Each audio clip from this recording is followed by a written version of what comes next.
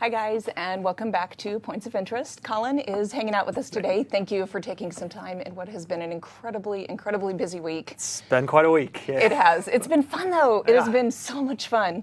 We're going to talk a little bit today about the Stronghold and Revenant test weekend. I know you guys have been really excited about getting to try all of this out, and I know you guys have a lot of questions, so we're going to try to answer some of those. Do our best. First, let's talk a little bit about what we have access to. We have the Stronghold. We have Stronghold and the Revenant. We're going to hold off on Stronghold talk because we're going to go into that in depth later on in the show today. So right now, let's focus on the Revenant a little bit. Sounds good. We're going to kind of talk about what our goals are. Last time I know if you tried out the Revenant before, we defaulted to some gear that wasn't entirely optimal. It was like super tanky. And it wasn't the best experience I know that you guys wanted, but you still gave us really good feedback and gave us a lot to work with. So can you talk a little bit about what we did with that feedback and what we're doing now? Yeah. You know, I covered this a little bit in the blog that kind of outlined what are our beta weekends about. But I think it's really important to reiterate that sure, these are also to some degree absolutely marketing events. That's completely what we're doing. I know, shocker. Can you believe it? There's a little bit of an element of, hey, we'd really like you to go pick up Heart of Thorns to participate in it. I think that's a big part of it too. But on the development side, the most important thing for us here is getting feedback on the stuff we're building. We've said it before, we don't have a release date because we want to be able to do these beta weekends, iterate, and then release it when we love it. And that's the honest truth. And I don't think that happens very often anymore in game development. I think it's really a shame. Yeah, there's, over the past several years, I think the game industry as a whole has gotten away from what beta events used to be. Yeah. It's not necessarily a bad thing. It just means that the definition of beta is changing really a lot.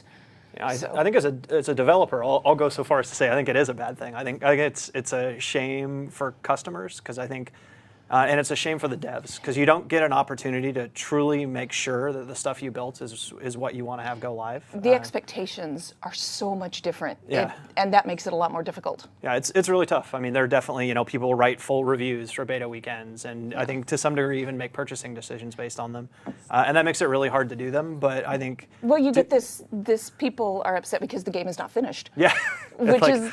But for us, it's let's say forget it. We're going to do real betas. We're going to iterate on the feedback. I think we've done a lot of that with Stronghold. It's changed a lot since we initially played it. There's a lot of really cool stuff that we're going to talk about later in the show that's changed with Stronghold. The Revenant, we didn't change as much. One of the biggest problems is when we showed it in the CBT, we were just coming off of PAX East, and when we took it to PAX East, we set the Revenant up on the show floor with, like you said, really tanky gear that did very low damage.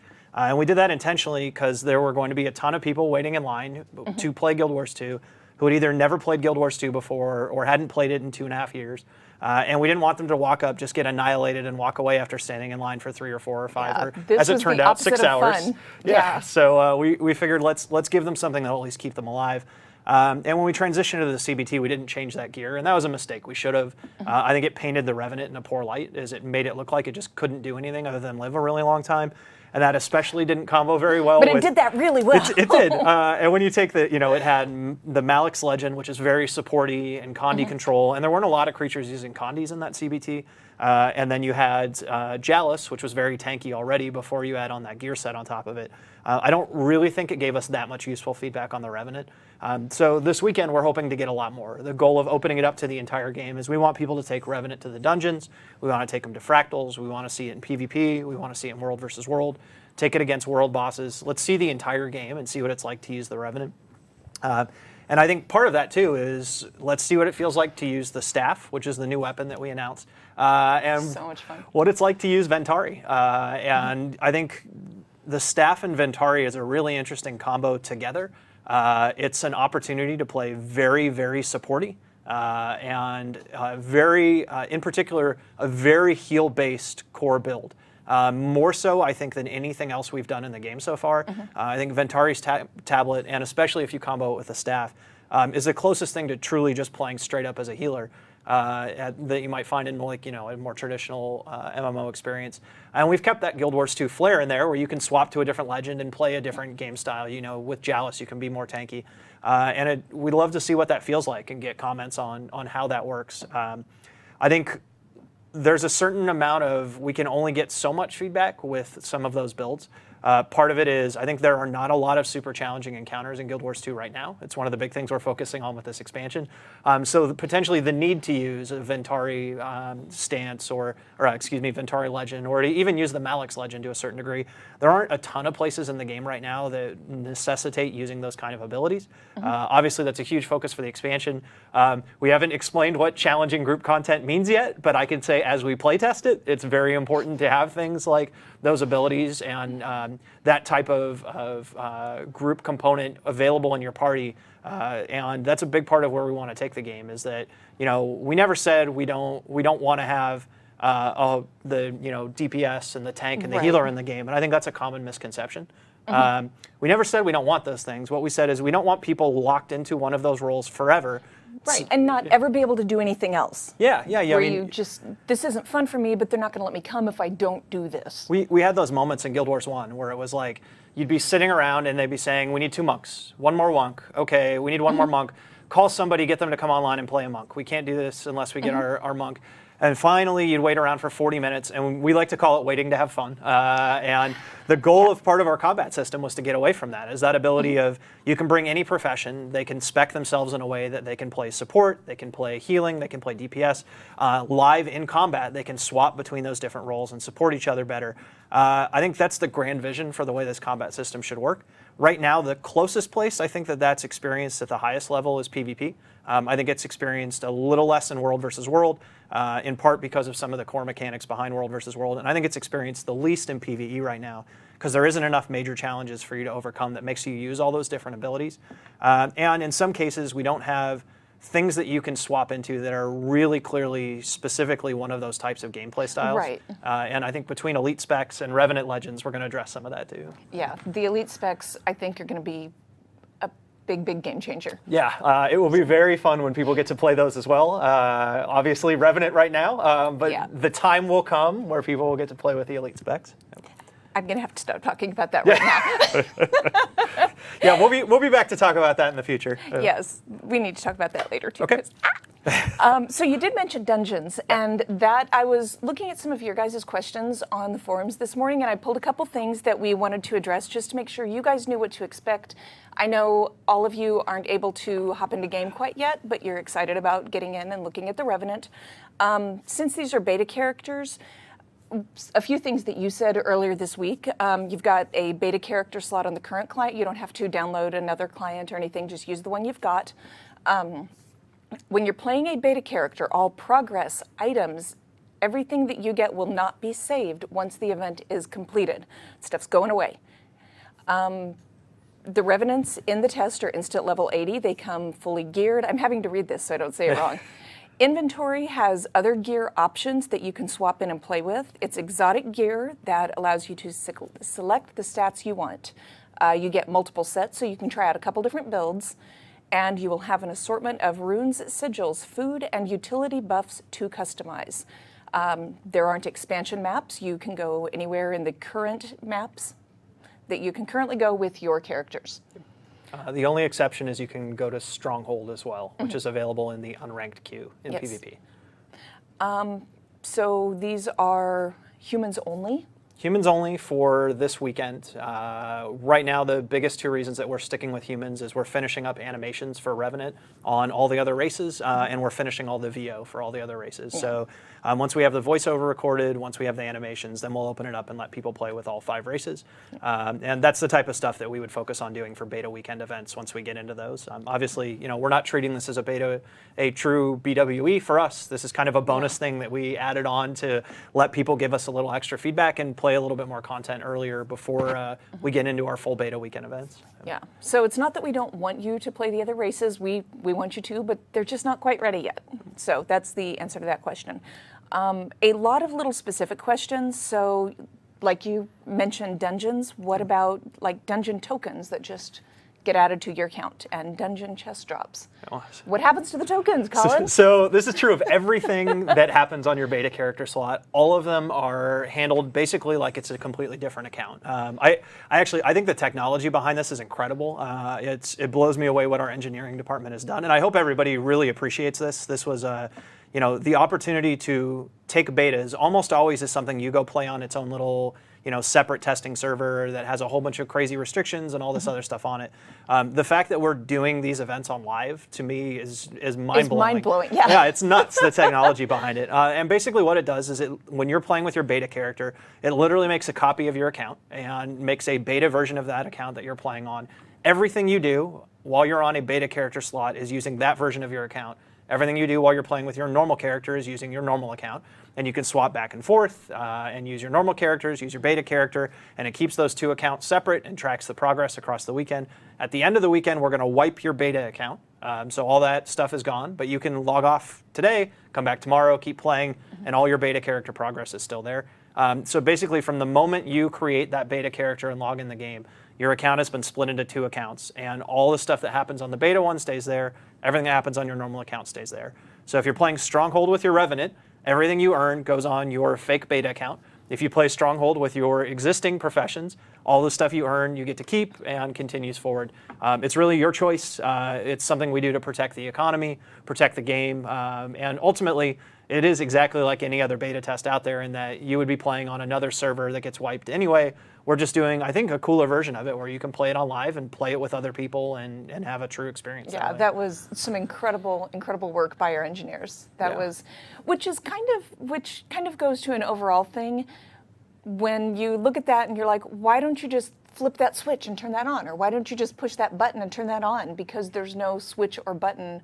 There is an insane amount of work going on in the background, and I am so proud of some of the things that are accomplished over here. Yeah, I remember when we had culling in the game early on, and it's been a long time since the very aggressive culling. I forgot about that. But everybody right after was like, why don't you just push the button that turns culling off? It's not that big of a deal. And it was like Habib and a couple other guys working on it for like 9 months, and it was all they did was working on figuring out how to get culling out. Every once in a while, they'd take a break to sit under their desk and cry, and then come back out and get back to work. And then it finally shipped, and the game was infinitely better, and everybody said the same thing, like, well, you should have just flipped the switch earlier. Why like, didn't you just do this before? These poor guys. And we're over there going, we love you, we love you. If we had an easy button for everything, it would be really nice. I've said before, I want to see this room full of buttons that I keep hearing about, where it's just like, everything is now fixed. So I'll tell you what, that will, let's see, that will really just answer all of these questions. World bosses, so let's say we do this and somebody gets Sam. If we use transmutation charges to make our Revenants look awesome, what if I'm on my Revenant and reset timer ticks over and I wasn't paying attention? What happens to my daily login reward chest?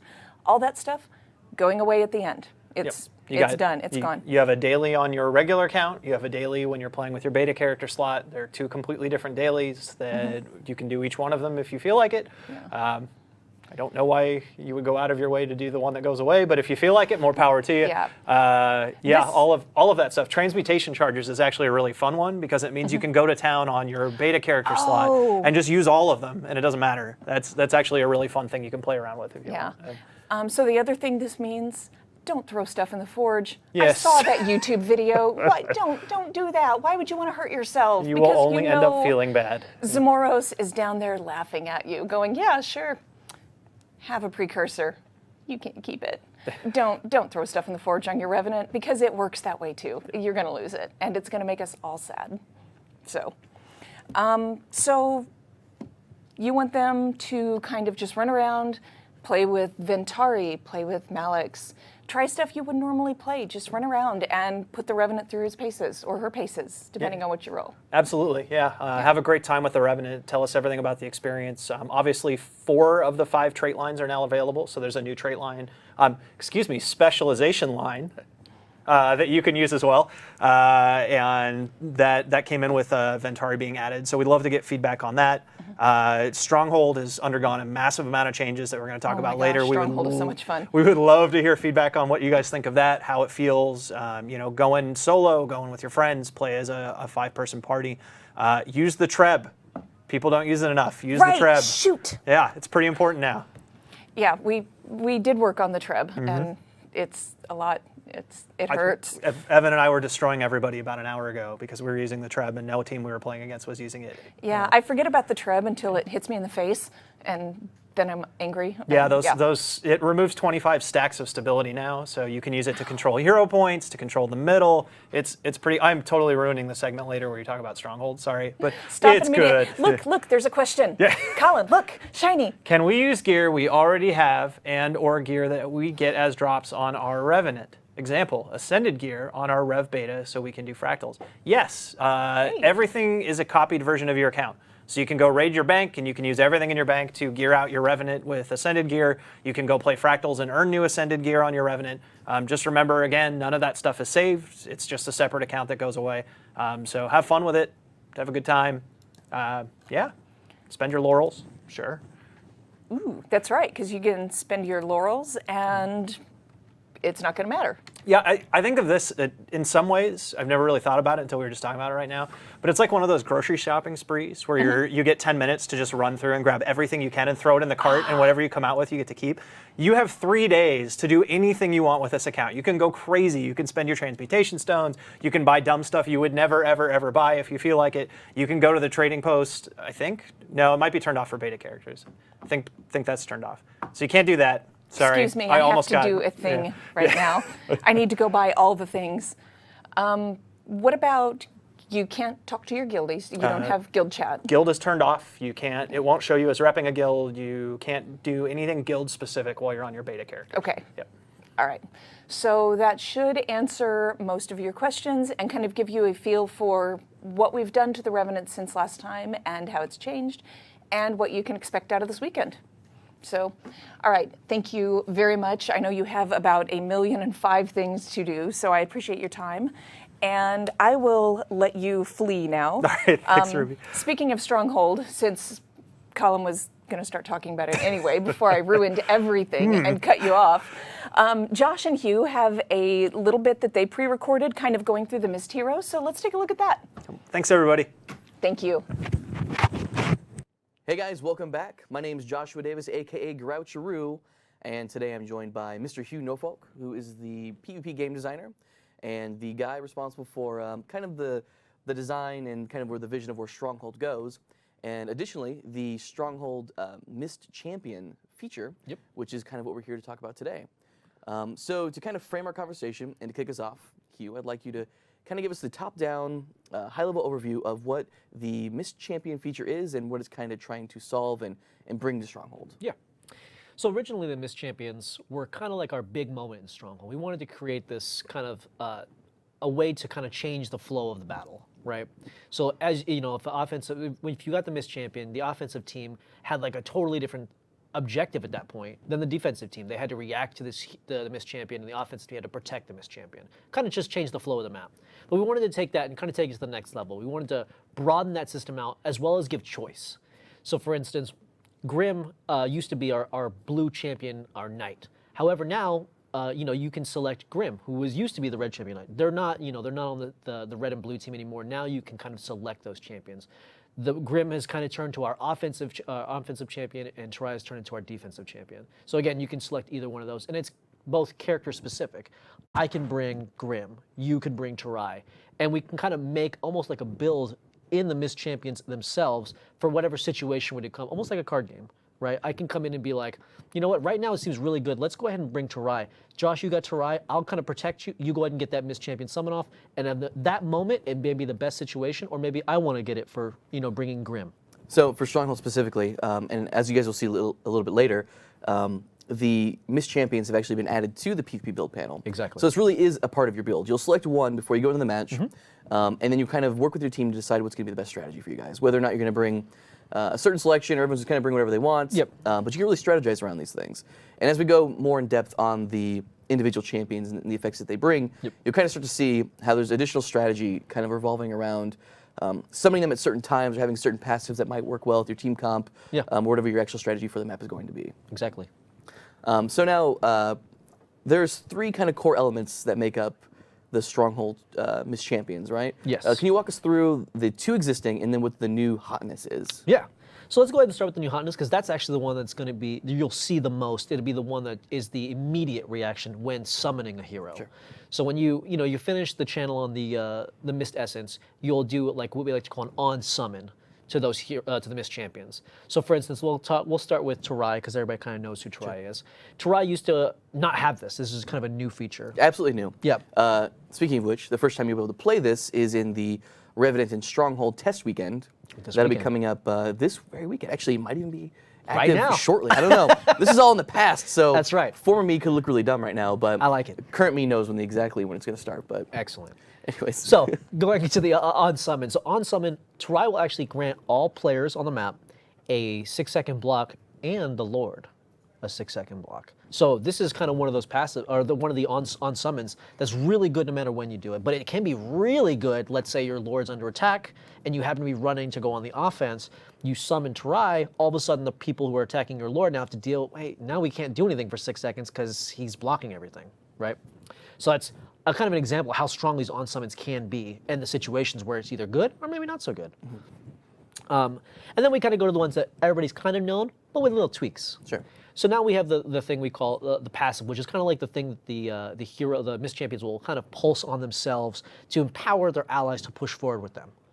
And the idea is that, right, so like all the champions, whether or not they're offensive and defensive, they have a very, the entire objective of them is to push you forward in the map. Yep. So even a defensive champion is really just empowering the allies around them to be more defensive while pushing forward. Yep. The champions themselves aren't for like base defense. Exactly. Yeah, so it's just kind of how they react or how they act to push you forward is a good way to put it. So for instance, like we'll say Trioso, like you said, he'll run forward, and his passive is he will pulse Aegis on all allies around him, and anytime you block, you'll get protection. So that means anytime you block. So if I were to bring like shield block on Warrior, anytime I block an attack, I'll get protection. You know, and then obviously when the pulsing Aegis hits, I'll get protection. Stuff like that, as long as I'm blocking something with it. Okay. So very defensive characters are going to synergize well with Triosa. Obviously, if you're bringing lots of blocks, which you also will get technically from the Aegis. Yeah. So even if you're not completely defensive, it's not useless for you. You still get some benefit from it. But if you're a very defensive player, like say a warrior with a shield block, right?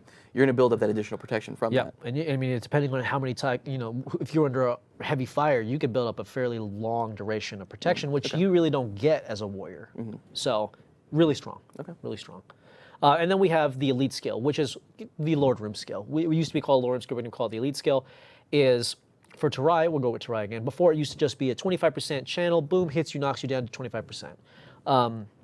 But in the new version, we wanted to kind of go with more of the skills theme of Tarai. So Tarai had a shield block already passively that he did as his skill. That was like his secondary skill. So he would block, you'd hit him, and you'd take some damage. So now we decided to kind of take that to the next level and add that as his Lord Room skill. So when he's in the Lord Room skill, he'll do the same kind of channel, but instead he'll taunt everybody, and he'll put up his shield block, and anyone that hits him takes 1,000 damage. No ICD. So if you have a really fast auto attack, you'll take some pretty big damage, as well as if you're just spamming AoEs, just happen to be hitting AoEs down, and when he does it, you'll take a ton of damage. Okay. So let's go ahead and actually jump into game here. Sure. And so let's jump it over to Triosa real quick here. Sure. So this is the new Mist Champions panel, right? So kind of walk us through. There is an element that's missing here. Yes, we're kind of missing the on-spawn kind of tooltip feature. But those effects are active. Yes, definitely. And if you guys are curious about those, want to see more in written form, you published a blog last week that actually details that full system. Exactly. And those will all be active during the Revenant and Stronghold test weekend. Exactly.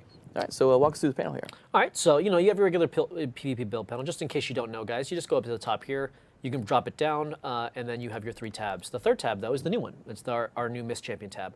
So if you bought Heart of Thorns, you'll have access to all 3. If not, you'll just have access to Try. So we'll kind of go over Try because that may be the bulk of what people actually have. So you see right here, you have passive, Desert Carapace. It's going to be Pulse Aegis. Every attack you block grants protection. Again, every attack.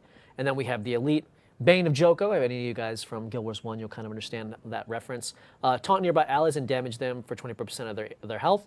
So the 25% of their health is based on just the Lord. The Lord will take 20% guaranteed. Anyone that attacks him takes damage. Takes damage of the 1,000 damage. And then obviously you have a nice little thing kind of depicting who Trios is, just in case you don't know, as well as you can kind of like see it, and when you equip him by clicking the button, he'll kind of let you know. He's like, yeah, I'm excited. I'm excited. You are really excited about this. I'm really excited about this. He'll go, and that's when you know you've equipped him. And then you'll kind of see, if you click on the other heroes, you'll kind of see he's kind of highlighted. It'll also say like he's unlocked and whatnot. But yeah, you'll see that he's highlighted over, letting you know that that's one of the characters you can have. All right, so let's take the next one. All right, sure. So the next one we got here would probably be another one that everybody's fairly used to seeing, which is Grim.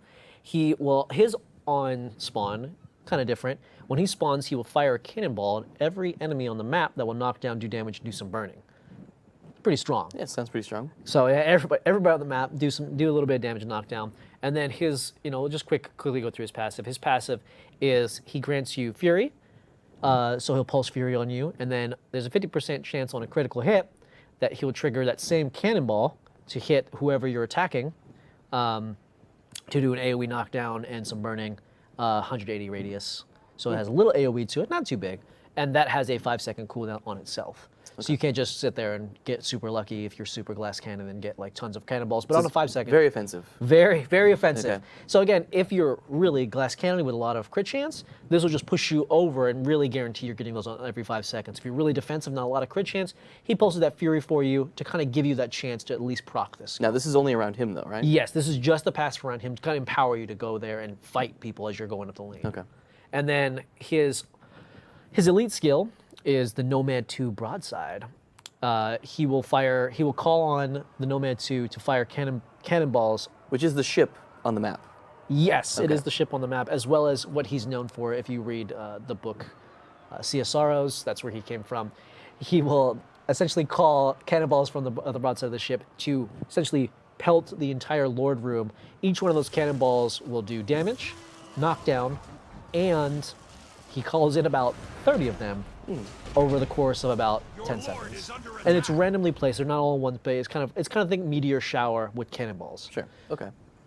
So one thing to note here is that so I've noticed that each one of these elites that we've shown off so far, Grim and Try, have different cast times. Yes. So each one of the champions is going to be a bit different in terms of flavor and how they operate. Yep. They'll never be the same. Yes. All right, so we've got one new one, which has not been playable before. Yeah, this is our hidden gem that we're releasing with this. Nika, who's one of our specialist heroes. And why we call her that is because she's not really tied to offensive, not really tied to defensive, but you can kind of use her passive, her skills in kind of any way you want, depending on how you want to play it.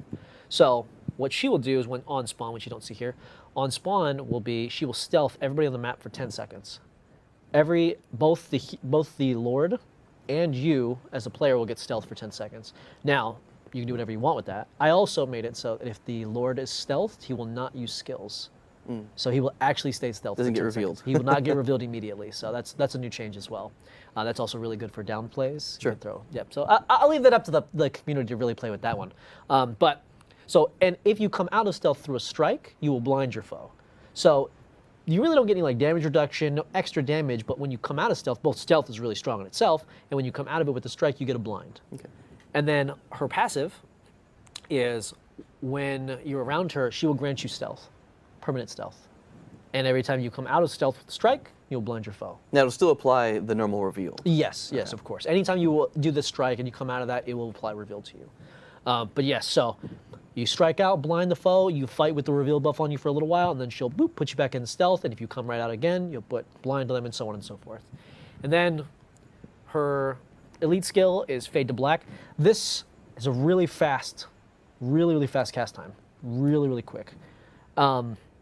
She herself will finally go invisible, fly through the room, attacking everybody with quick slashes for guaranteed 20% of their life, and then she will periodically come out of the stealth and do a backstab, and each one of those backstabs will daze the target and blind them, and then she will go right back to invisible again and do that about 5 times. Okay. But, Now, did you? real quick, I'm sorry. The real big difference is you're like, wow, she sounds really good. So everybody also has kind of different healths and speeds. Perfect. That's where I was going. Excellent. So yes, the reason why she can do this and kind of have the fast times and all these things is she's actually faster than everybody, but she's also squishier than everybody. So that's kind of her thing. She's faster, softer, but she has this really unique kind of. Now, when you talk about faster, do you specifically mean the rate at which they progress down the lane? Yes, her walk speed, her move speed. She's actually just basically faster. Grim is the slowest. Tarai is kind of in the middle. So you gotta have those movement speeds. Grim is also kind of squishy, but not as squishy as Nika. And then Tarai is very, very durable. So it's kind of like, that's kind of another layer as well that you have to think about when thinking about like, man, we really need the stealth. We really need to push this lane down to get this extra 20% off. We'll spawn Nika because she's the fastest, but we got to really be careful because she's the squishiest. We got to really protect her. Now this kind of all factors back into what you mentioned at the beginning of this being more, or being able to look at the Miss Champions feature or system as like a TCG of sorts, a trading card game of sorts. Exactly. Because each one of these champions is going to have a number of different knobs, essentially, that we'll be able to create additional ones in the future that'll be attainable. And some of them might be really low damage, but have amazing defensive capabilities, kind of like Toriosa, right? Exactly. But Nika is very specialized in that she does a lot of damage, but is very weak, but also moves very quickly. Yep. So like, there's going to be so many different strategies that are going to work with this. For example, Nika, if you have her and the minions are next to her, I would assume they're stealth. Yep. So you could summon Nika with a number of door breakers and push down the lane completely concealed. Yep. And we've already seen players doing this with like Shadow Refuge and Blast Finishers on like Blinding Powder, for example, but imagine the heroes just doing this for you. Yes. So kind of a lot of cool stuff is going to come out of this. Yeah, I mean, one of the things we see, right, is you see Nika and you don't know how many people are there. You're just like, I guess I'll kill her, and then all of a sudden 3 dudes pop out of stealth and just immediately destroy you, right? And it's kind of like, that's just what she does. You always kind of go into fighting her thinking, I really hope it's just her, right? And that's just unique to her. All right, did you have any other specific comments on the Miss Champion system? Because I think there's one other thing we want to talk about is the, there's overtime. Yes, that is a thing that we added as well, based on the feedback of the community, and really seeing, a lot of people's feedback of, we wish they had like that extra little bit of time. Sure. So yeah, well, I think we can let the community kind of go with the system in the weekend, but let's talk about overtime. Cool.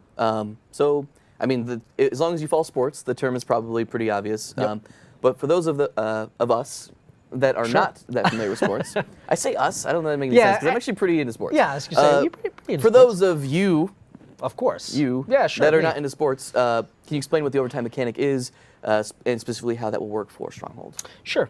So again, going back, the community said, we wish that we had that little extra time whenever we were fighting that Lord and we were about to win, or we were, we wanted to get that satisfaction of finishing the Lord. So we decided that overtime, and the way it functions is when the Lord is in combat, either one or both is in combat, and the game were to end, it would go into overtime.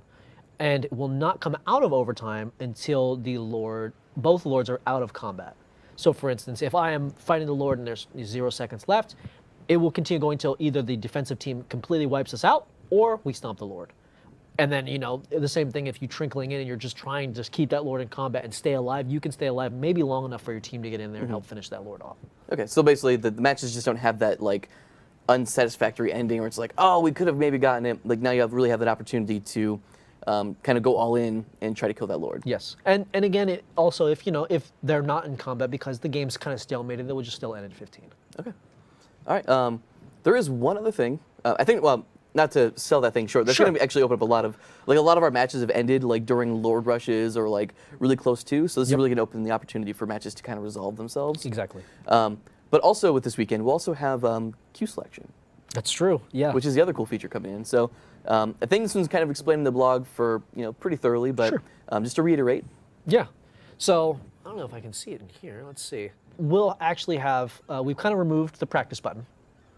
And we've added unranked and ranked just at the top of the screen. And then we've added a queue preference. And the queue preference is, it'll have two little checkboxes and then 2 names next to them. 1 Stronghold, 1 Conquest. So when you're queuing for unranked or ranked, you can now kind of select what your preference is. You can click them, select them both, and then you'll get, you'll get Stronghold. You have the best opportunity to get a match right away. You have the best opportunity, and you also get, you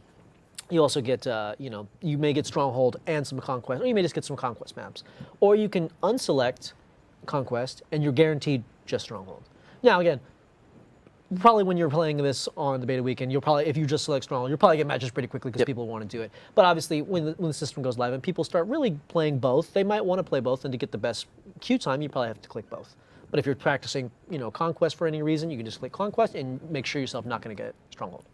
Now, you mentioned before that overtime was directly a result of community feedback. Yes. I would say that queue preferences is another example of that. It's a very good. Yes, it was one of the big kind of feedback we got in the first beta weekend the first weekend we did when we did our first 24-hour Stronghold thing we did was everybody was really happy with it, but they're like, man, I wish I could just play Stronghold. So we decided to give the option. So if you want to just play Stronghold, you can. If you want to queue for both, you can.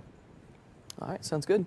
Well, guys, that's all for Hugh and I this week on POI. So we're going to go ahead and head out. Yep. Thanks for watching. We hope to catch you guys this weekend during the Revenant and Stronghold test weekend.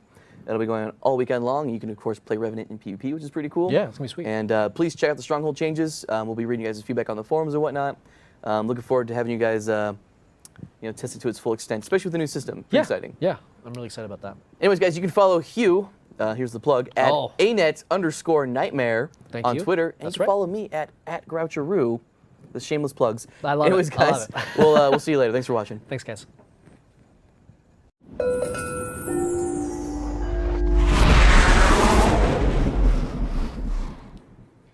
That was awesome. Thank you, guys. Bells and missiles. Bells and missiles. So thank you, Drew and Jerry, for coming on the show. For what is the first segment of hopefully many, we already have 2 more that we plan, and I hope to have a whole lot more. This is a segment called Bells and Missiles, and chat is like freaking out. I'm super distracting. I'm going to have to close that. Sorry. This is where we kind of go behind the scenes of different parts of audio in Guild Wars 2 and take a look at what goes into making some of these sounds. Yeah. I've kind of been teasing chat with what we have sitting here. We have, let's see, a wet paper towel, 2 drums, an enormous rubber band that I need to know where you got this later. You're going to have to tell me about that. Amazon is your friend. Oh, yes. Everything's on Amazon. Exactly.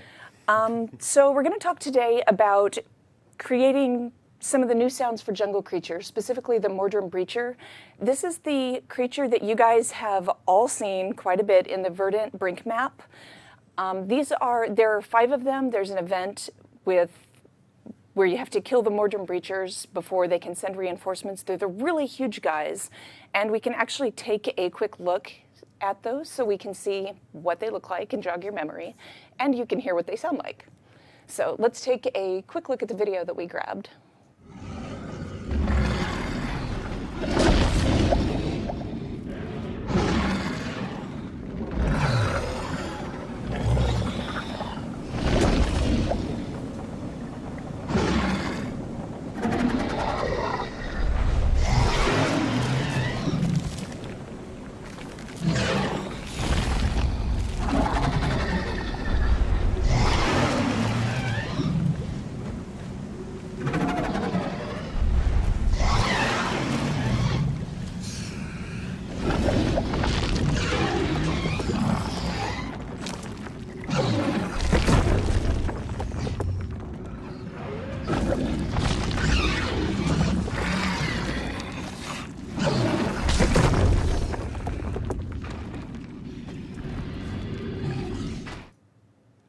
I love this so much more now that I know what all went into it. Yeah.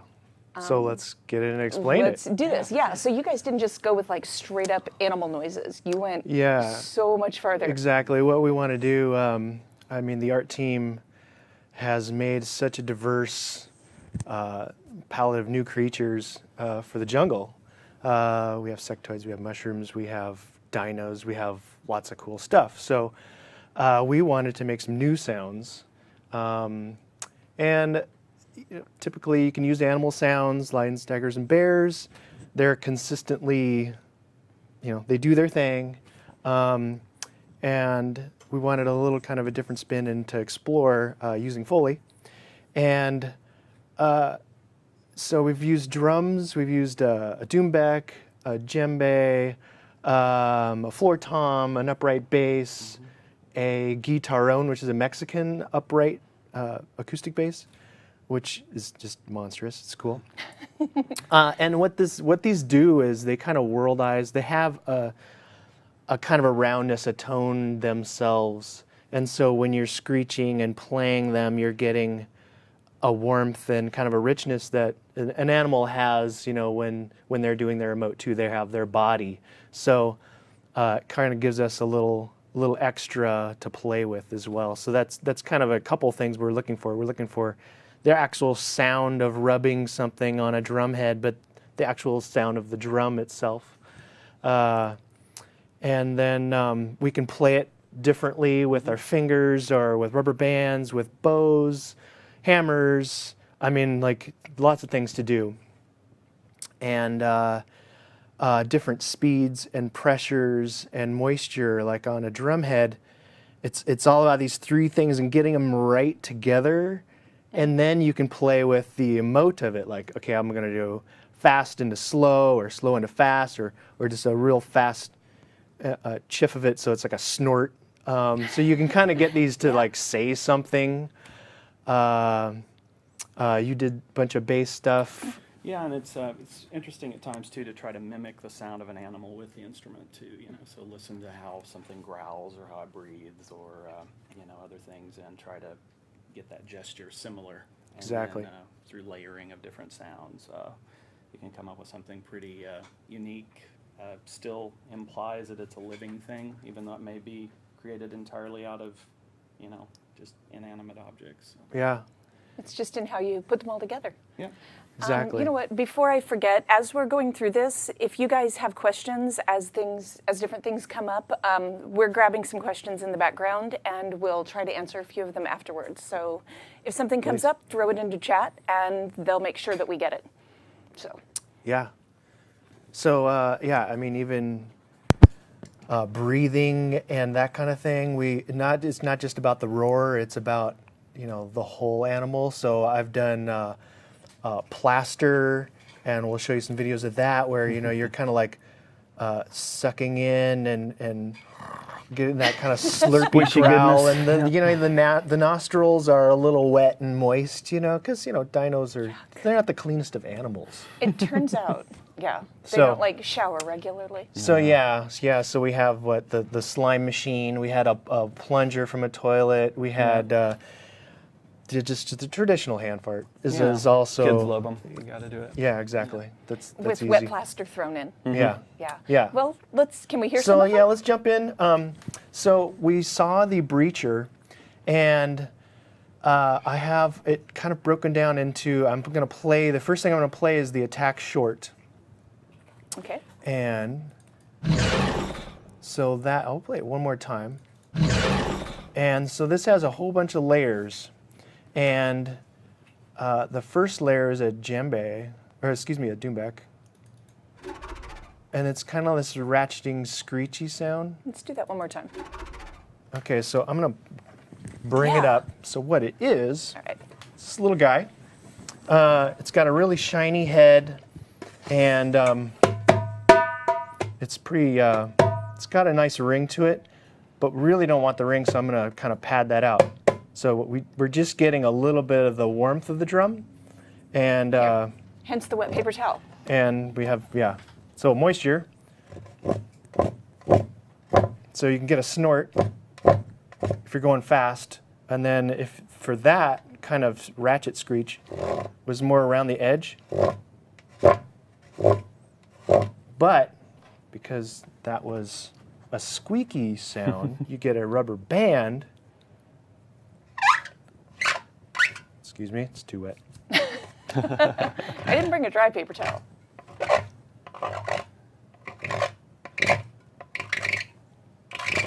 There you go.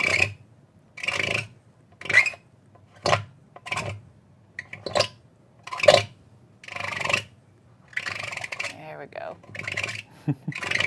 So it Fine takes some iteration. You kind of spend some time going, no, it's not doing anything, it's not doing anything, it's not doing anything. Okay, there it is.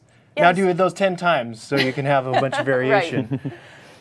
We also have the next layer, which was a little tick. Try to turn that up a little bit more. Super quiet. Yeah, sorry about that. And that was just, kind of going slowly across the head. And that was slowed down too. Some of these aren't at the same pitch as I recorded them. Mm-hmm. That's one thing about recording these assets. You can pitch them up and make them sound like tiny mushrooms or sectoids, or pitch them really down and get this big wyvern screechy roar. So there's a lot of kind of modulating and playing with it. I have to point out how unflinchingly we all just are like, yeah, mushrooms totally make noise.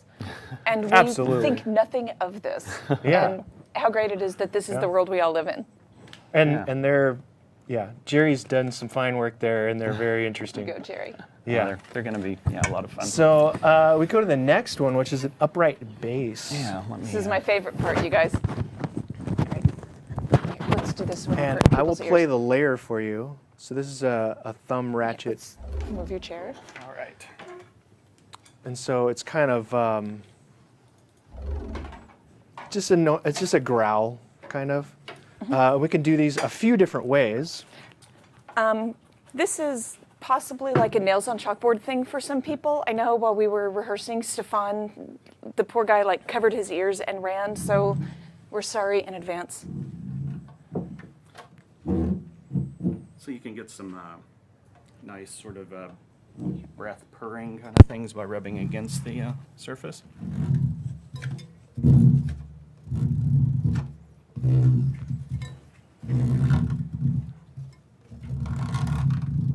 Or you can do the similar thing with the bow.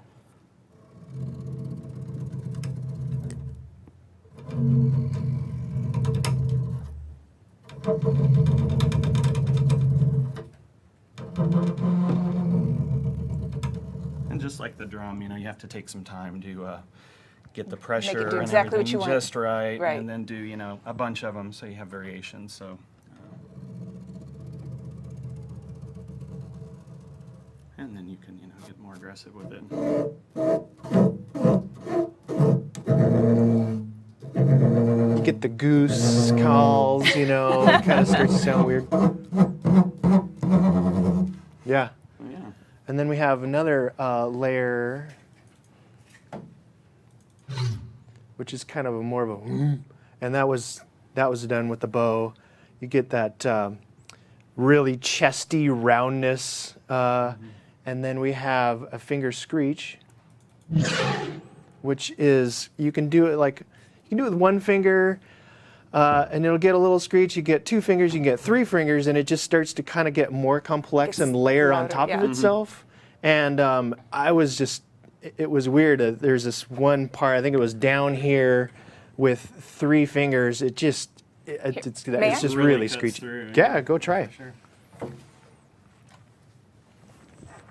I'm going to start pulling things off the desk.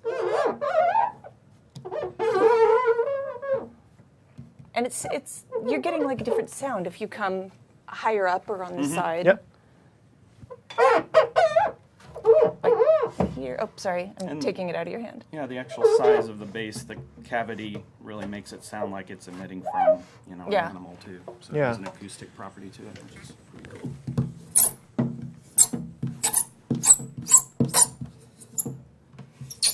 So yeah, you can get some screechy, obnoxious stuff too. Yeah. It's fantastic. And and this is a very shiny bass. There's the guitarone we had was a lot more matted. So this has a really intense higher end, and the guitarone was a lower screech. And so kind of can use those for different type of animals and creatures. I'll play. Here's your mic back. You have that back now. microphone. Right. The next layer was the plaster, kind of the slurpy breathiness. And this was taking the plunger or as you see in the video, this just right on the top of the plaster. There's kind of, you're not making bubbles, and it just kind of has this goopy slurp sound. So here you go. And I'll play the hand squish too. It just kind of has that, That squishy, nostrily. Yeah, exactly. So if you want, you can go ahead and play that video. Yeah, I was totally the fun killer and would not let them bring a bucket of wet plaster and a toilet plunger onto the incredibly expensive desk with the really expensive computers. I'm sorry, that was all me.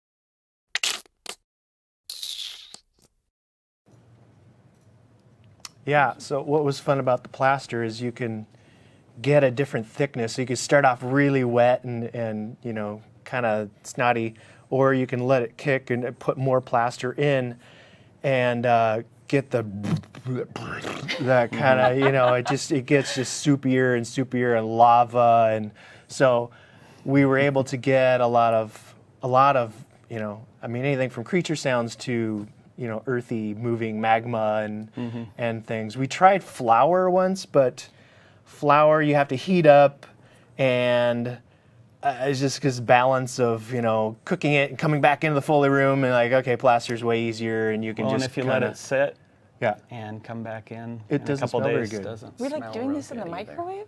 Well, maybe Maybe. smart small bowls putting in the This microwave. might explain some things I've smelled in No, the no, studio. no, No. no. We clean everything. No, up. I'm blaming this. I'm blaming this on you now. I bet you also cook fish in the microwave. No. Okay. So yeah, let's see, so- what else do we have? I think we There's went down. more stuff piled up back here. Yeah. Well, actually, yeah. Let me grab a cardboard. You're still a you're cardboard still tied box. up. I'm still Yeah. tethered. So, cardboard doesn't look like much, but you can.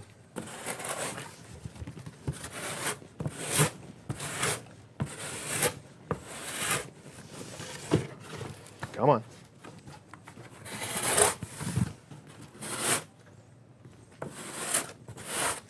When the camera was off, this worked beautifully. It's always the case. It's always the tricky part. Can we hold something? Just a little bit.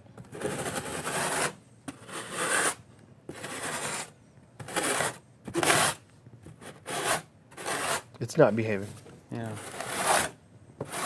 That's all right. You can hear a little bit of it under there. It's a Y'all little should have bit. heard it when we weren't recording. It was great. Well, and we are also using some animal calls, like typical stuff from, you know, Cabela's, hunting stores, wherever. And this is kind of a preview of one of the characters that we've Oh, got coming hey. up. So.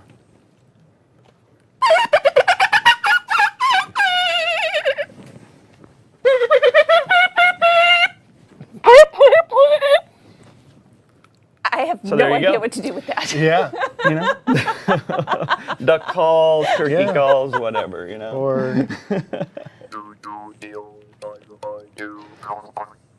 little juice harp.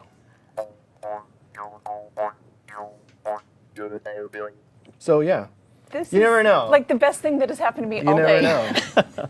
lots So I might of have to bags get of you tricks. one of these just to freak out you. You know. My just- birthday is this month. I'm just saying all right. that my birthday is at the end of the month. Okay. Yeah. Never thought I'd be asking for that, but that was kind of amazing. Yeah, it definitely can freak some people out. So, did you deliberately not tell me that you were bringing that? Maybe. Thank you. That was Gotta keep it incredible. fresh. That was great.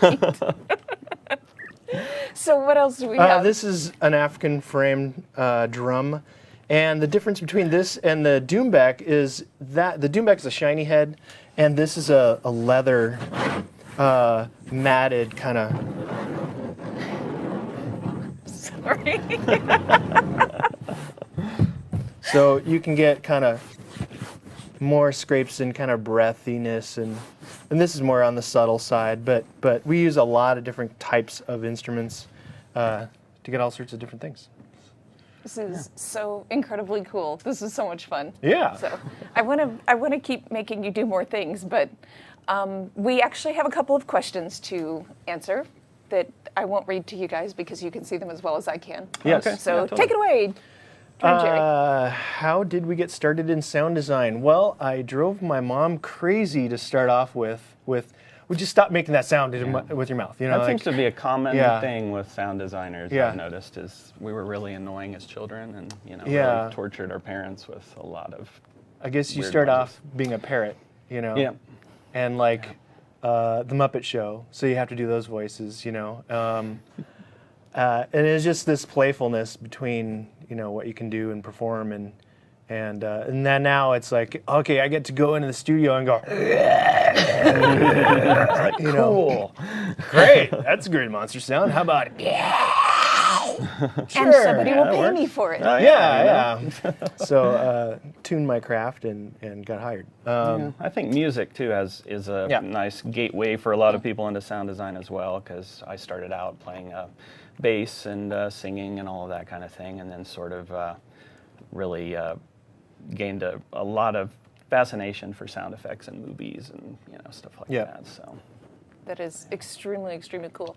Well, what about why plaster? We kind of already answered that. But I mean, it's you can shape it a little bit. There is some control, so you can, start with a little bit in the water, or put a lot of it, and really just put a little bit of water in it. So you have this kind of difference between how thick you want it, and that was easier than like flour and things like that. And you just happen to have a big bag of And I plastic, just, yes, I bring in lots of things from home. If I'm going to throw something out, I bring it to work first and break it, and then throw it out. We have hammers. I have the final blow, which is the 12-pound shot put. So yeah, after you smash something, then you drop that on there and make little small bits, and you just kind of keep going down. Okay, so I have a question about the bucket of plaster that I didn't think of until now. After you were done with it, what did you let it dry and then smash it with a hammer? We did let it dry. I laid it out, and so it would be a thinner sheet. But because we played with it so much, and it was trying to dry, it didn't really harden and get crisp. Yeah, it was like it kind of it was kind of brittle. So that was no fun. I wanted to Oh. do totally like, let's break some ice, or getting the crunch and Well, I know in how much you guys Alpine. love breaking things. Is Yeah, Yeah. why. exactly. Wow. So Okay, sometimes so I had the things right work, sometimes idea. they don't. Yeah, exactly. Okay. Exactly. But everything was ruined because you wouldn't stop putting toilet plungers and things in it. Awesome. Okay, so we are going to do more of these in the future. I hope you guys liked it. We do have a little teaser coming up. So why don't we take a look? And thank you guys for putting Absolutely. this Thank together. you so much. Yeah, let's see.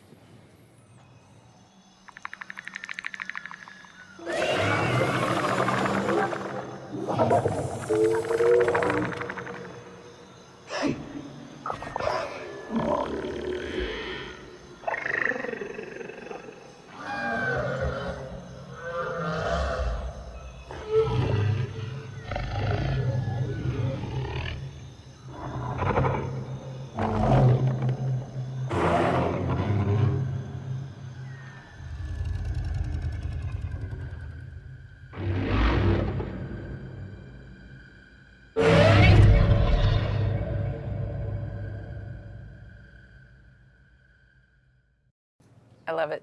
There's a lot of stuff in the jungle, and you guys gave them all their voices. Yep. So we are going to, and you gave the players and their weapons and their animations, and you gave all of these things voices, and we're going to talk about that more in the future. So thank you guys very, very much in advance, because I know the three of us have had a really good time this week putting this together. Yes, It's absolutely. been a blast. And I Yeah. think you both had a lot of fun surprising me just now. that was amazing. Good. Yeah, we will talk more about that later. Yeah. Well, thank you. Yeah, so we are going to do more bells and missiles in the future. We also have coming up next an interview. We had the Overwolf app development contest a while back, and I got the pleasure of talking to someone who was one of my favorite people on Twitter anyway. If you guys are part of our Twitter community on Twitter Guild Wars 2 community, you might be familiar with Andre or A Restless, and you may have seen some of his weirder tweets in the past couple of weeks. I was personally kind of privately laughing and high-fiving him in my head. The two of us had a chat a little while back, and we're going to take a look at that, about him winning the contest and what he did developing his app. So take it away, Mark. Andre, thank you for hanging out with us for a little bit today. Let me start by having you tell a little bit about yourself, what you do, if you want to talk about that, where you live, all that good stuff. Well, okay, I'm Andre, better known as A Restless in the community. I'm a 27-year-old computer science student living in Karlsruhe, Germany. And yeah, in my free time, I play Guild Wars 2, obviously, and I code stuff for Guild Wars 2 players, and I think that's how I got here. So what do you play in Guild Wars 2? What's your preferred playstyle and all that good stuff? I'm totally in love with my Guardian. I'd say I'm primarily a PvE player, but recently I got some more into PvP. Awesome. And yeah, a bit thanks to the PvP 101. 10 points to you. And yeah, currently I'm totally stoked for the new story, and the time I'm waiting for that, I'm spending my time in PvP mainly. Okay, well, I'll tell you what, let's go ahead and talk about your app a little bit, because I know Stefan and I were really excited when we were testing it for the contest. So I'll let you kind of describe what it is and what it does.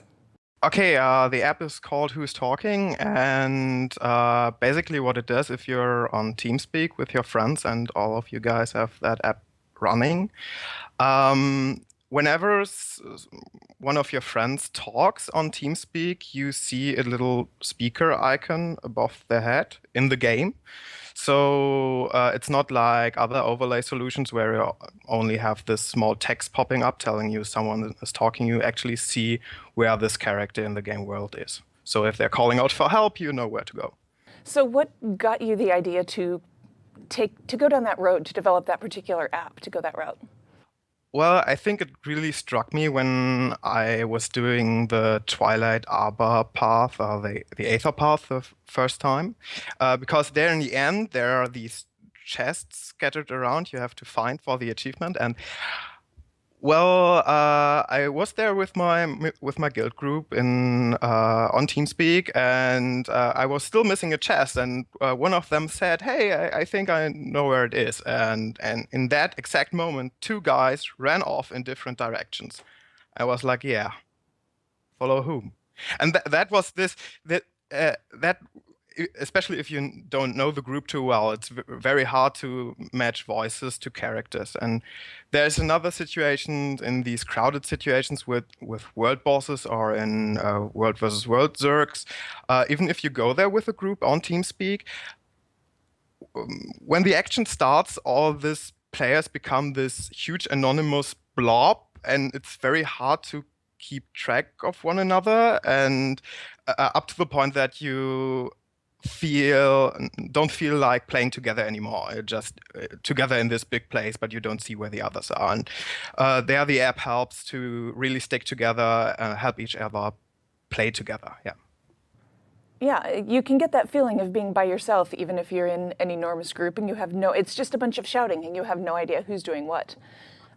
That was my first thought when I started testing it and playing around with it was, this is going to be really helpful because I have this thing that is lighting up over the character model's head. And I can just say, that's exactly where I need to go. That's who needs help. That's who's leading me. I found it super useful for that reason.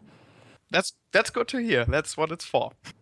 Yeah, I really enjoyed playing around with it.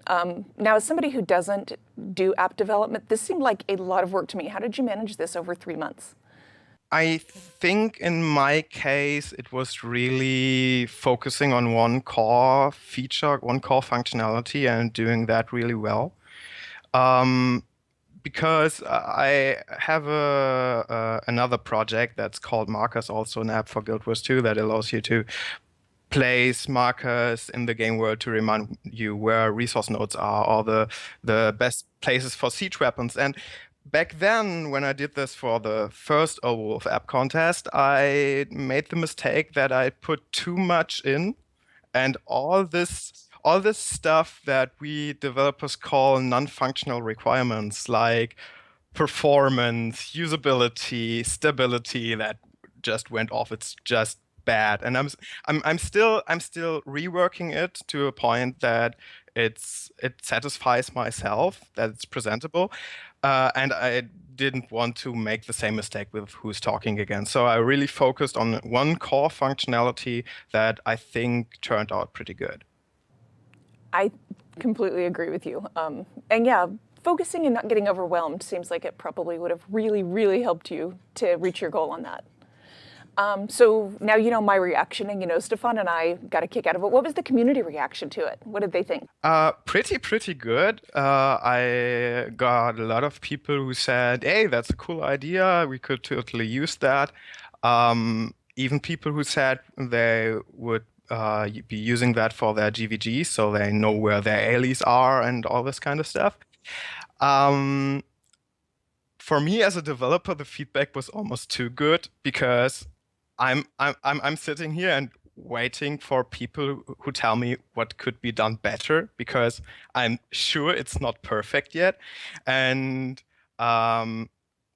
that's a problem of us app developers as a whole, that people who don't like our apps just don't use them anymore. They don't say what they don't like about them. If they don't work, they keep that to themselves and we don't get the bug reports. So to everyone out there, if you don't like an app, that's cool, but tell us what you don't like about it.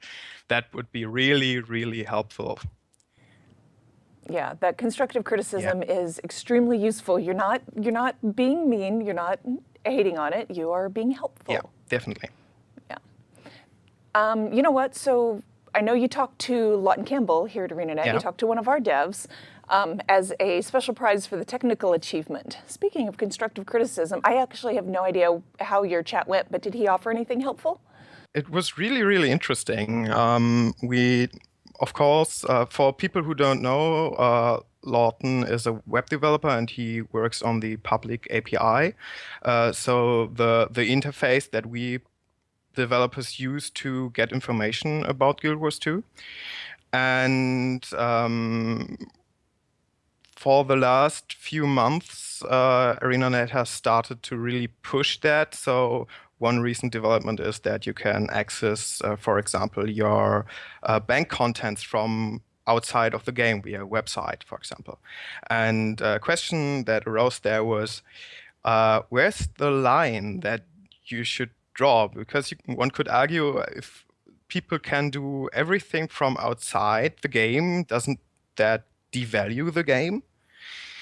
And well, the line is simply you shouldn't be able to play the game outside the game. So, for example, trading post purchases won't be happening from outside the game. But everything else, interacting with your characters and looking stuff up, it's still somehow interacting with the game. And obviously, you people are fine with it, and that's pretty cool because we can do much awesome stuff with it. So do you have plans for future awesome stuff with your app or with developing another one? One challenge of Who's Talking was performance, and it's still something that needs to be tweaked, needs to be improved, and there will something be happening. And people also said, hey, it would be cool not to have only a speaker icon. I could have a profession icon. So it's more easily distinguishable between different groups. That's something that will be happening. And of course, my main project is still markers. That's a very, very big application that will take its time, but there will be really awesome stuff coming. To tease a bit, well, it's actually more than a tease.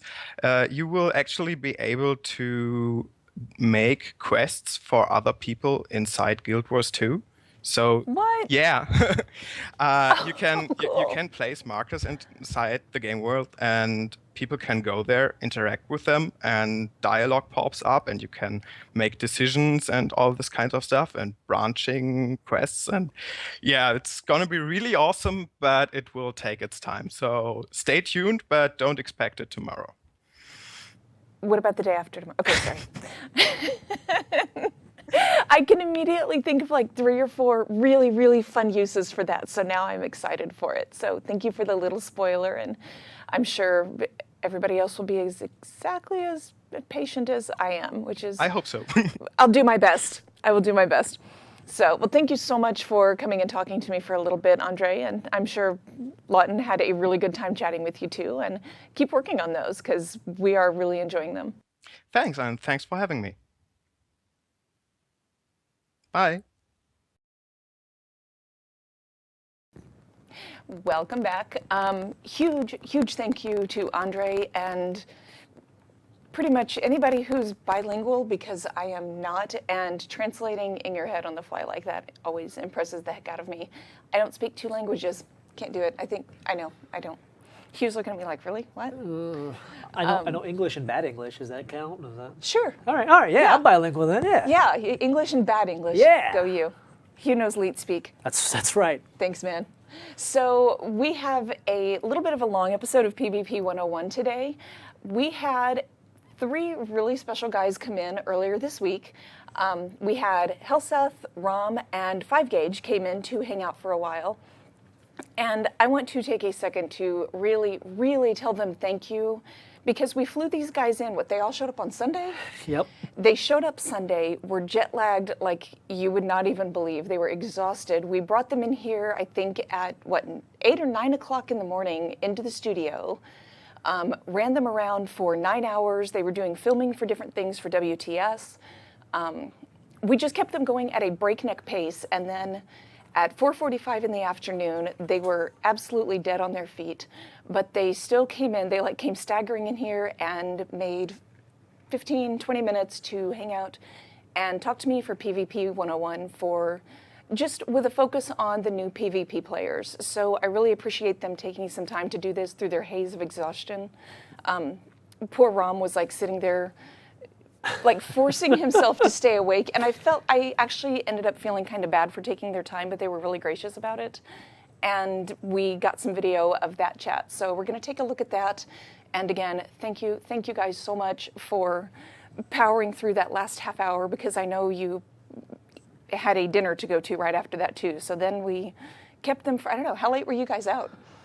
Whew, boy, it was late for my standards. I can't imagine. Yeah, those poor you guys were tired. We're just done. Yeah, we dragged them into Seattle, and everybody was out for several more hours. So I do appreciate that time. So let's take a look at what they had to say for new PvPers. All right, thank you guys for coming and spending some time. I know you've had a busy day, and some of you are probably super jet lagged. So I do appreciate your time. I want to start by having you guys all introduce yourselves and tell a little bit about yourselves. I will start with you. Thank you. He's like, thanks for picking on me, man. Yeah. My name is Henrik. I come from Gothenburg, Sweden. My Guild Wars 2 nickname is Rom. I usually play the warrior, sometimes a ranger, as PvP competitively. It's hard to say after a little while. It kind of loses all meaning. So. And you are team leader for? Orange logo. Awesome. Congratulations, by the way. Very belated. Thank you. So, all right, and? My name is Sandro. I am the team captain of the Civilized Gentlemen, which is a European team. I'm from Sweden, and my in-game name is Helseth. I play Mesmer. And I would like some congratulations as well for winning the World Tournament Series coming up. Oh. Oh, all right. Hey guys, I'm Chafe. Some of you may know me as 5Gauge. I play engineer for the Abjured team on North America, and yeah, that's me. Okay, awesome.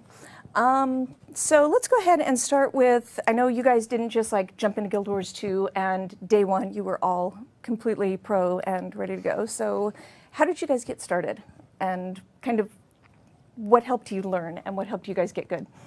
And I'm going to let you guys decide who to answer first, because I want to see how you do this. I can just jump in right away. I mean, the system was very different from what it is now when we started playing. I mean, there was no real solo queue and such. But the best way to get good is always to find someone that's roughly around your level and then mass 1 versus 1 with them. Duel them as much as you can. Because duel is a great way of improving at the game, because you improve it mechanically, you learn the abilities of your opponent, how they interact with your abilities. You just take any build that's popular, which you can find on websites such as Metal Battle, and then you just duel. And there's already stats online on how certain matchups play out. For example, let's say Elementalists have a good matchup versus Engineer. Mm-hmm. So you see that online, and you strive for that accomplishment. And if you beat your Engineer friend, then you try another Engineer friend who's better. You abandon that guy. He's no longer of use. I am done with you. This is actually what I've been doing. I picked up a private arena and have been letting my guildmates beat the crap out of me. And every once in a while, I'll get a hit in. Yeah. So step one for new players, don't play hot join if you're looking to learn the game and practice the game itself and get better. For a couple of reasons. Hot join matches are typically not an ideal situation to learn. It's more of like a testing ground for players that want to test their builds out, and sometimes you end up being a victim of that if you're new. So like Helseth said, dueling is great. That's a custom arena, not a hot join that typically players play matches in. Like a custom arena is one that you can have a private server and one-on-one somebody. It's much better. If you can't have that, then I'd say going into unranked is your best bet in terms of getting a good environment to actually learn the game and get a lot better, for sure. What do you think, Rom? Yeah, I agree. I agree. And my biggest tip would be to watch, as well as the practice part. You need to, or it's very good to watch the highest tier of players. If they stream, if you play engineer, maybe watch Chase here, and just keep watching and don't be afraid to ask good players. Ask about tips. Mail them in game if they're offline or whatever, or don't answer. Just keep at it. Don't feel. Don't hesitate. Just ask the better players how to do that. This. Why do you use this and that? And just keep at it. Yeah. Definitely agree with asking the players part, because we as players always want more players in the game. So like, it might be a little off-putting. You see us on stream and we might see Amagart and such, but if you send us a mail, we'll always respond. There's nobody who doesn't want to help other people. It's confidence. Yes. No. Okay, it's maybe a little arrogance, but yeah, from it's him. confidence. Like, if you see his stream, wow. The shot's fired. Yes. Shots fired. All right, so when you guys were kind of learning, did you just start jumping around and trying different things, or did you do your research first? Well, I think that all came in different ways. Like, not everyone does the same thing. Mm-hmm. If you're starting out, for me, what helped me was to learn one class and master that to the fullest extent. But that doesn't work for everyone else. Yeah. It's not helpful for everyone to stick to one class and not learn other perspectives, because being good at the game is knowing your matchups and knowing what other professions can do at the same time.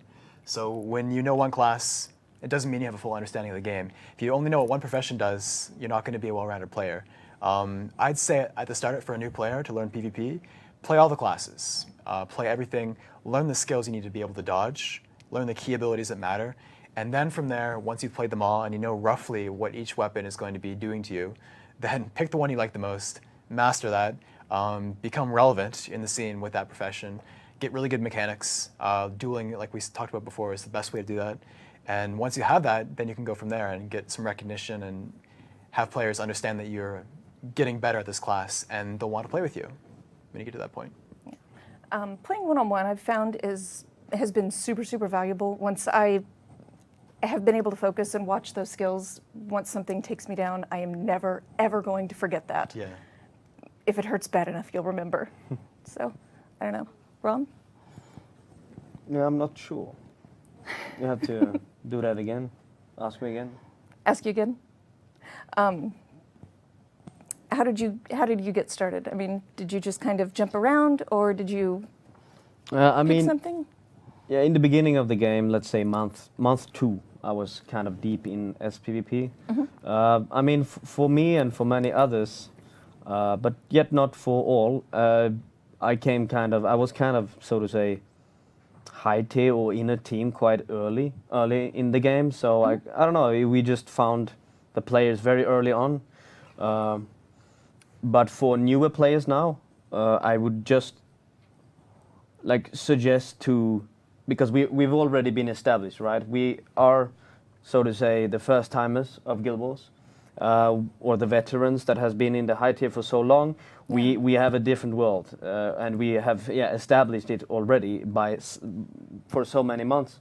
So for the newer ones now, you already have that ground that you can look up to or watch. Mm-hmm. For us, it was a different thing. So just keep watching and keep asking. Yeah. To add on a little what Rom and Chait both said, like if you want to become a little more relevant, like Rom mentioned, me and Rom were blessed with the opportunity of being at the top at the start. Simply, we decided to be competitive at the start, and we simply got there. And once you're there, it's easier to stay at the top. Because let's say that, for example, your team would disband. Then everyone still already knows you because you've been playing. So you just find a new team. While if you're a new player, it might be hard for you to find a team. But if you actually want to get seriously competitive, then I suggest there's all these 1 versus 1 arenas. There's public 1v1 arenas in the server list. There's so many. Yeah. But there's some really popular ones. They're always at the top list because they're always almost full. But if you make your way in there and you do well in there, that's how you actually like get your name out. Like there's a lot of players that got relevant through that way. I believe Syndrinair, which is a member on Orange team, he got known through that. He was a 1v1 player, went into 1v1s and actually got known. There's many examples like that. Yeah, same with an Orange logo new member called Frostball. Yeah, exactly. He is also this World v World player. I know that World v World has a lot of players that are at a really good skill level. Gameplay-wise, they just need to learn Conquest PvP. And those players, I really would tell you to try, get into SPVP if you like it, and push for it. Don't be afraid. Because if you feel like you have the skill, just keep at it. Just keep asking questions. I will try to answer your mail. Awesome. Yeah. All right, so I have one more bonus question for you guys. You can no longer play your main. What are you going to play? If I could no longer play my main, well, I'd be in trouble for sure. Because I've spent like 85% at least of my game time on one profession, to master that profession and be the best at that profession.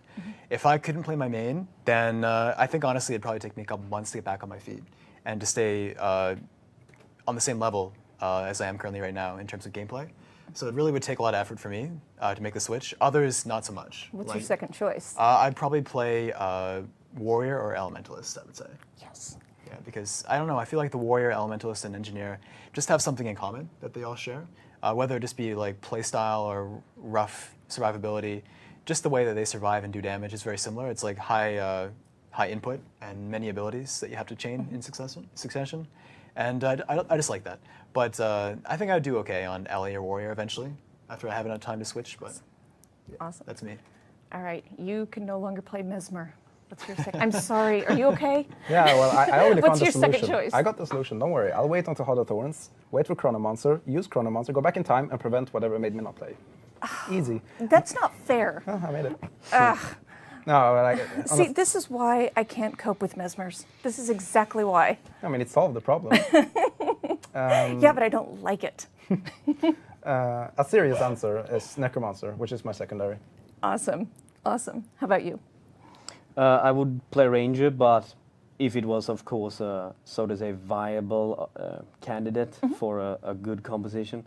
Otherwise, I would play Thief, I think. Just grind a Thief. Yeah, I like that playstyle. All right, you guys, Elementalist and Thief are my two mains, so I was going to try to pick a favorite, but what about Chronomancer? Then you threw me for a loop with Chronomancer, so that was a really, really good answer. Ellie and Thief are very far apart in combat style, so it's interesting you chose those two. I'm nothing if not inconsistent. Almost all of the high-end multiclassers, like they tend to play like Warrior and Elementalist. Like he said, they're very similar. Like Denshi's a good example. He played Warrior on a high level, and he also plays Elementalist. And the same applies to Techsby in our team, though he plays Engineer as a main. Nice. All right, well, thank you guys very much for hanging out. I know you've had a long day, so I appreciate the time. And I will talk to you guys again soon, hopefully. Good luck, all of you, in WTS. Thank you. All right. My Thanks pleasure. for having us. Thanks, guys. Yep. Rom, I'm sorry. I'm really sorry, Rom. I think my favorite comment was, Warriors don't get vigor. I understand, Rom. We don't got the endurance regen. Yeah, I got and your you. finger slipped on the 6 key. I know. Oh man, that was amazing. Those guys did a really good job at answering those questions, but you could just tell they were just so tired. Poor Rom. Rom was just like, don't fall out of your chair. Don't fall out of your chair. I'm so tired. Oh my gosh, don't fall out of your chair. But yeah, and Mark said I could totally throw him under the bus. He did give me permission. He did not have time to edit that out. So sorry, Rom. So Hugh was just sitting here going, bodied, bodied. Bodied. Oh, Rom, man. I love you to death, too. Rom is such a great guy. They were all Hellsub's such so a great- gracious. all those guys are great. Yeah. poor Rom was so tired. I felt really bad. And as soon as the camera was off, he was like, I'm very sorry about that. So. We love you, Rom. We love you. Yeah. You know what? We also love Stronghold. Yeah. I've always wanted to do like a really canned segue, so That was good. there That was it was. really No, it was terrible, but it was kind of deliberately terrible. We also love Stronghold. done. So we wanted to, since we're going into this weekend, we wanted to do kind of a quick primer if you haven't had the chance to experience Stronghold yet. how to queue for it because we have queue preferences now. That's true. Yay! It's awesome. It's really, really So awesome. I can do all Stronghold all the time. That's true. Why don't you show us how to do this because we have your monitor now. Sure. So I'm going to hop on over to my monitor. I'll kind of give you a quick overview. You can see over here on my screen. Right now I'm in a custom arena just to kind of show off. But if this wasn't, if I was actually in PvP, instead of saying custom arena, you'd have unranked and ranked right next to the top. And then right below that, you see the mode preferences. We kind of went over this in the PvP side already when we were showing Miss Champions. But just a quick overview. As soon as you want to play if you want to play Conquest, you just click Stronghold off, and you can play Conquest. If you want to play Stronghold only, click Conquest off, and then you queue for Unranked, and you get Stronghold. Ta-da! Ta-da! That's easy. Simple. All right, so once you're in Stronghold, it's a lot more important to have roles now. Yes. I found out the hard way yesterday. If you don't have good communication with your team, and if you guys kind of don't nail down your strategy, you know, at the beginning, the guy's like, last chance to nail down your strategy. He is not screwing around, you guys. Seriously, if you go in there and your team strategy is YOLO, it's going to be a little rough. it hurts. It hurts so bad. So I just want to, I guess, go to segue into that. Yeah, segue. Boom, let's talk about some roles. One of the... Wow. I know, I'm so good at this. No. So when you start the match, when the match actually begins, I'm not going to start this match because I don't want to have all that, worry about timers and Right. whatnot. But you will get one supply. So supplies used on the map to spawn NPCs that kind of help you push forward. So if you look on the mini map here, I'll bring out the big map here. You'll see that you have gates that are leading up to the enemy lord. So you can see that right here. And then the same thing, you have defensive gates that lead to your lord. So right now I'm on the red team, so I'm going to spawn, I could spawn some door breakers and archers to run up. Door breakers will kill gates. Archers will kill guards that protect the gates, and the guards will kill door breakers. So you kind of have this like triangle, rock, paper, scissors kind of thing that goes through them. So one of the updates we did to Stronghold is we made archers faster than door breakers. So, and they do even more increased damage to guards. And they prioritize guards. That's one of the biggest changes. Yay. Is before they'd run up and sometimes they'd attack the guards if they got attacked first, or sometimes they'd attack the gate, sometimes they'd attack players. Depend on their mood. Yeah, it really did. But now they will actually really try to prioritize those guards at all possible. And again, because they're faster than door breakers, you can spawn them at different times. So before it'd be like, okay, if you really wanted to do a really good archer push in front of your door breakers, you had to like tell your team, okay, guys, wait a second, let me get these archers out there, let them get in front, Yeah, and then hold let the door on. breakers. Yeah. Which in solo queue and when you're queuing solo, it's kind of hard to have that kind of coordination. Right. Making them faster now, you can spawn them anytime, and these door breaker or the archers are significantly faster, about 50% faster than door breakers. So they will easily catch up and pass a door breaker who's running down a lane who got summoned a few seconds beforehand.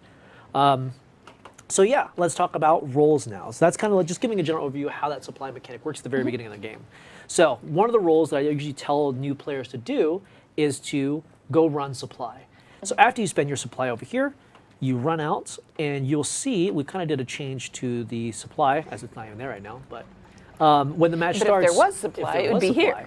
the supply would be right here. Actually, you know what? I am going to start the match real quick because I want to show you guys how different the supply mechanic is at the beginning of the game. The match will start soon. Soon. It's soon. So what happens, we actually changed the way supply works, where supply is now only 2 supply per stack in the center, and then after those 2 are exhausted, it takes 15 seconds for it to change. To refill, I'm sorry. Right. And So- before it was unlimited, so everybody would just run in and you kind of either ran past each other and everybody gets the supply because it's unlimited and it doesn't matter. Exactly. There's no reason to fight over it. Exactly. So now with the way supply works, I'll kind of show you the animation to look for when it refills itself, also what it looks like when you run out, stuff like that. So I would come over here as a player and be like, you know what, I'm going to run supply. I'm going to spawn archers and door breakers. So I'm going to come over here and I'm going to pick up this guy. You'll see the stack kind of get smaller. Also, you'll see that if you look over here, you see it has only 1 of these buffs. And if you look over here, it has 2. So you can look both visually as well as clicking on the piles.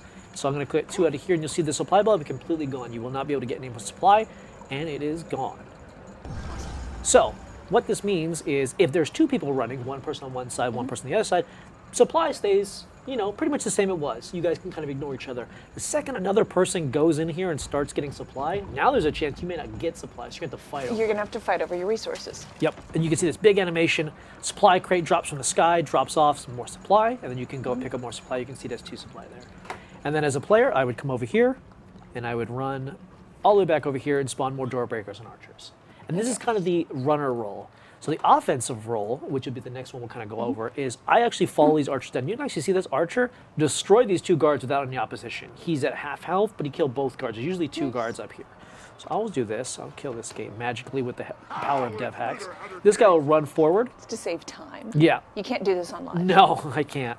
But you'll see, like, this guy will run over here. He'll stop. These guys will kind of fight him. He'll take some damage. He probably may get 1 or 2 of these guys. He'll probably get 1. Maybe. Okay, he'll almost get 1. Going to get murdered. Whatever. So these guys are a little stronger than the ones on the outside. But you can see he only shot 2 times and did essentially, like, 70%. He's really tough. So if you had 2 archers, you could easily clear out these 2 guys without a problem. And so what you'll do is offense, there's the supporting the NPCs, so you can protect the archers, the door breakers, get them up the lanes. So you can play those really supportive roles using protection, stability, healing. Condition clear is really important because these guys can't clear conditions. And then there's the opposite side, which you can do the offensive damage role, which is kind of what I was doing here, which is I come up here and actually clear these NPCs out myself. So with that, I don't really rely on the NPCs all that much.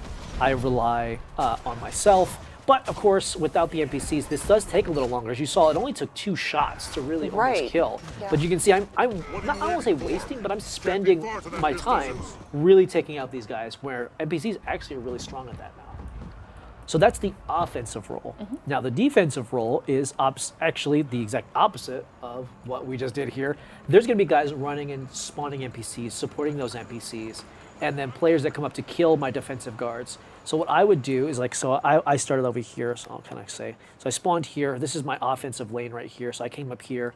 I was either running supply over this way or going up the offensive lane. If I went over here to the other side of the lane, which I'll say like the north side of the lane because my offense is the south lane, I will go here and I will play defense. So they're going to be coming up this way to fight me, right? So I'll wait here, protect my guards. But one of the other things you can do, which a lot of people still don't do, which I think is so powerful, and I actually saw another buff, which use the Treb. The Treb is really strong, and I can use this to, one, we fixed a bug where it didn't do increased damage to door breakers and archers, but now it does do increased damage to door breakers and archers. It only takes about 2 shots to kill a door breaker and archer. So I can use this guy and really kind of pelt the lane and keep those guys down. It makes someone has to come up here and fight me. Right, And to when- get you off the trap. Exactly. And so what you can do is if they do kill my Treb, after about 2 minutes, the Treb will repair itself automatically. Kind of this is what we use to keep the game going as well as to break up any mid-fights. But you can use 1 supply, as I'm showing here, and you can actually rebuild the Treb right away. Nice. So if you want, if you want to play that super defensive side, I'm actually not going to chat here. If you want to play that super defensive side, you can actually not spend your supply right at the beginning of the match, run up here, go straight to Treb, and use the 1 supply if they do kill your Treb to rebuild it immediately. And one of the things I'll show over here, I'm going to use my dev hacks real quick. Boop! Oh man, look at that teleport warriors get. You can actually come to your Treb from the inside your base from protection. So I can actually jump down this way. It's another thing. So if I'm fighting here, go whoop! Look at this teleport.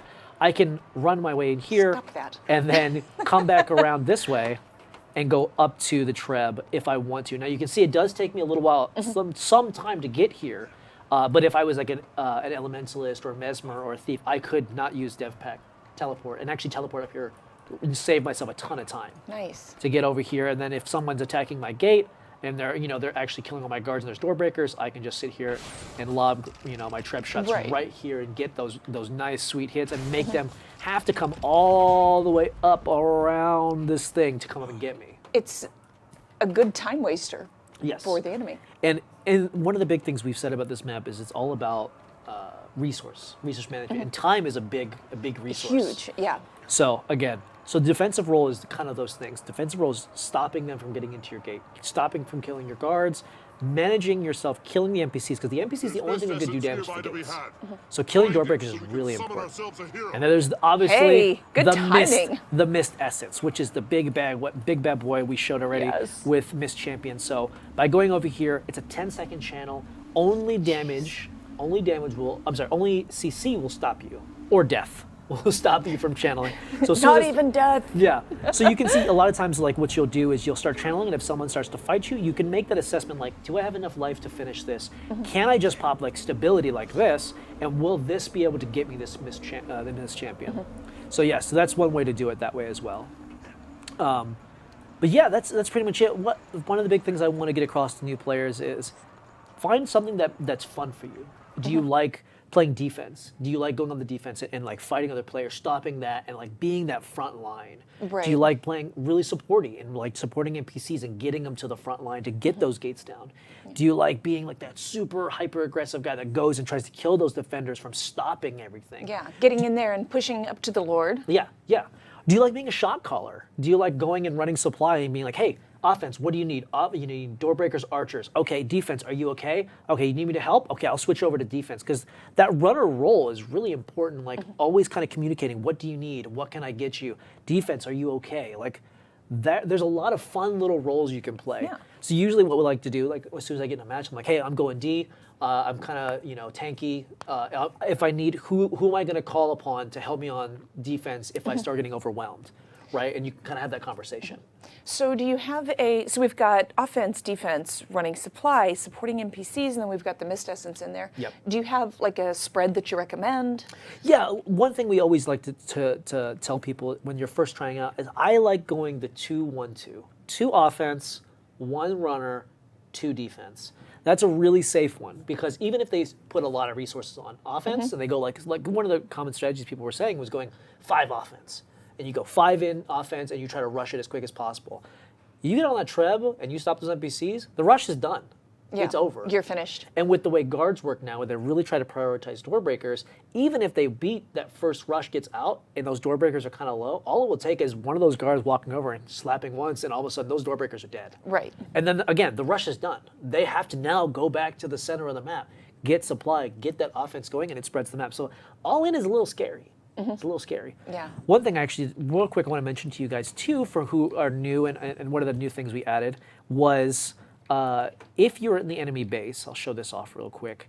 If you're in the enemy base and you die, for defenders, what we added this new mechanic, which is called, let me see what I actually called this thing, behind enemy lines. If you die in the keep, or inside the enemy stronghold, and you die, you will drop 2 supply. Automatically. I can feel it. Yeah, I noticed that all the times I died yesterday. And the reason for this buff was so that, defenders, when they were beating, because people would start just face rushing and just trying to get through as best they can. Don't judge me. It was really hard for defenders to really get out of their base because they were constantly defending. But when you die, because a lot of times if you're going in the offense, you don't have any supply on you because you've spent it and now you're running forward. But now with this, it makes it so if I kill you on defense, I can now get 2 supply and run up and start spawning NPCs, and now I have an offensive push for playing defense. So it kind of spreads the map out as well. So all these things take into account when you're playing defense and you're playing offense, when you're thinking about the map, because it's a little bit more tactical, a little more different than when you play Conquest. Now I'm not saying Conquest is bad in any way. There's a lot of tactics, especially if you watch the last ESL. Man, there was a lot of good plays, good matches there. So I'm not taking anything away from that. Right. But it's just a little different. You got to think of it in a different way. So. Play some Stronghold, guys. A lot of times it was on Tuesday, so I saw a lot of feedback. People didn't get a chance to play, but it's all weekend. Yeah. All weekend, guys. Yeah, I will be seeing you guys in there because I really need to get better. Seriously need to get better. I'll be playing all weekend. Awesome. So. Yeah. So, all right, thank you very much for kind of talking us through Stronghold after all of the changes you guys made. And thank all of you for your work in iterating on the feedback that we got from the last round. It's team effort, and it all comes down to you guys giving us feedback. Yeah. The biggest changes overtime, another mechanic we added, was all because of feedback from the community. Queue preferences, feedback from the community. All these things were, you guys, we said, hey, we want to know your guys' feedback, and we got it, and we really appreciate it, guys. Yeah, so that thank you helps guys. a lot. It makes a big difference. It does. Thank you also for spending such a long episode with us. We had a lot to talk about today. Yeah. So we will see you again next week for the next POI. Thank you, Hugh. And thanks to all of the guys from the studio who came through in this big lineup today. So we'll see you next week. Thank you very much, guys. Bye, guys.